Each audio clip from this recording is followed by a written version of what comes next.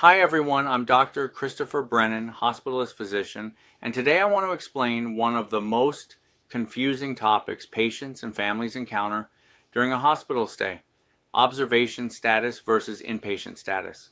Many patients believe that if they stay overnight in the hospital, they are automatically admitted as an inpatient.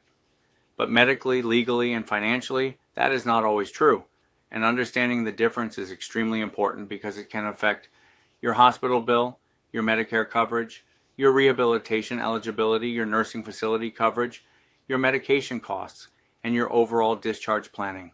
Observation status is generally considered an outpatient hospital status, even though the patient may physically stay overnight in a hospital bed.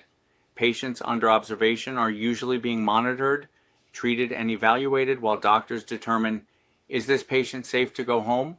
Or does this patient require inpatient level hospital care? Common reasons for observation status include chest pain, dizziness, mild heart failure, possible stroke or TIA symptoms, dehydration, abdominal pain, falls, or situations where additional testing and monitoring are needed before making a final decision.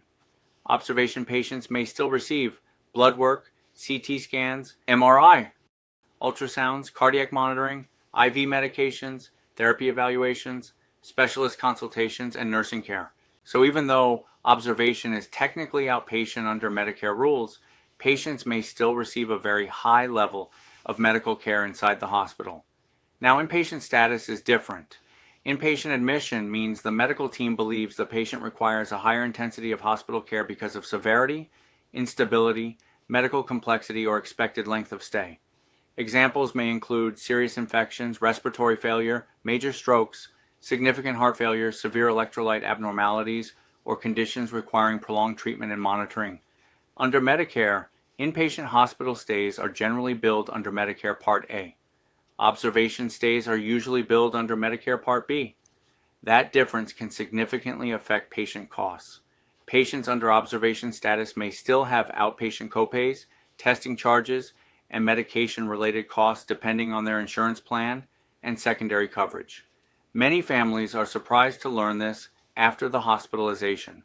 One of the biggest differences involves rehabilitation and skilled nursing facility coverage.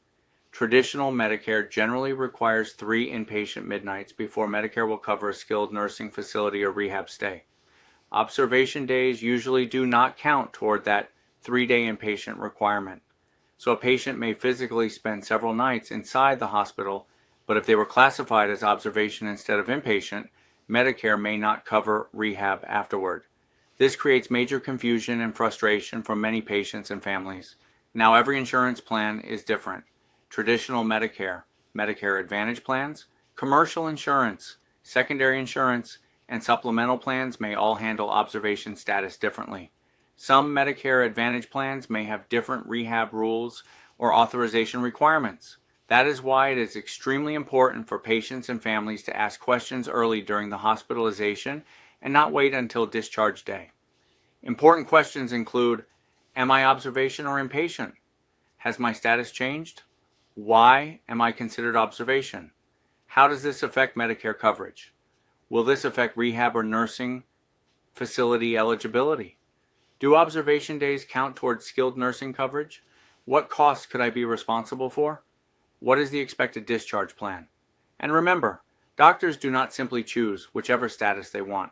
Hospitals must follow strict Medicare regulations, insurance guidelines, medical necessity criteria, physician documentation requirements, and utilization review standards.